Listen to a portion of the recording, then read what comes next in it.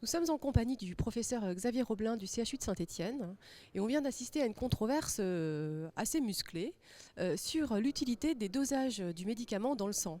Vous, Xavier Roblin, vous êtes plutôt pour apparemment. Alors en quoi c'est utile de doser le médicament dans le sang?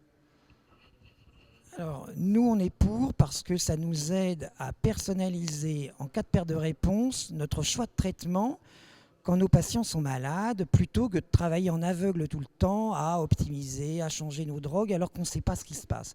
Donc, nos patients, je pense, y gagnent parce que le temps de trouver la bonne solution, nous, en tout cas, on la trouve, à mon avis, plus rapidement que quand on essaye au hasard un petit peu nos changements de traitement. Donc la première indication, je pense, est vraiment la perte de réponse de nos patients pour trouver au plus vite le meilleur traitement à proposer.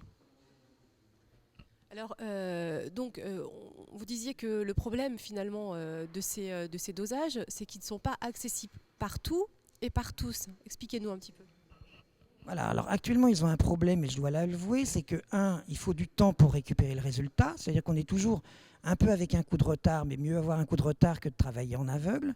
Deux, c'est pas remboursé, pour le moment en tout cas. Et trois, ça se fait pas partout. Et là, on va avoir des tests qui vont d'abord diminuer en coût, de manière très claire. Deuxièmement, ils vont être probablement remboursés parce que la sécurité sociale les a améliorés en termes d'enregistrement. Et enfin, on va avoir des résultats bientôt en temps réel et peut-être même au lit du patient, comme on aime le dire. C'est-à-dire que c'est vous, le patient, qui pourrez peut-être doser dans l'avenir vos dosages, nous les envoyer par mail sans qu'on se voit. On pourra éventuellement vous proposer les meilleurs choix thérapeutiques. Alors, vous disiez aussi que finalement, le dosage du médicament, c'était ou ça sera dans le futur utile pour d'autres choses. Quelles sont ces choses? Alors voilà, là on est dans la perte de réponse parce que je dirais que c'était la première indication validée, mais on en a d'autres. La première, c'est beaucoup de gens, ou en tout cas un tiers des gens, ne répondent pas à une première ligne importante de traitement et on leur dit bah, c'est fini pour vous, vous ne répondez pas. Donc on va changer. Et là on pense qu'on fait une erreur. Il y a des gens tout simplement ils ne répondent pas parce qu'ils n'ont pas eu la dose d'induction nécessaire. Et là, pour un patient, c'était pas bon d'avoir cette nouvelle.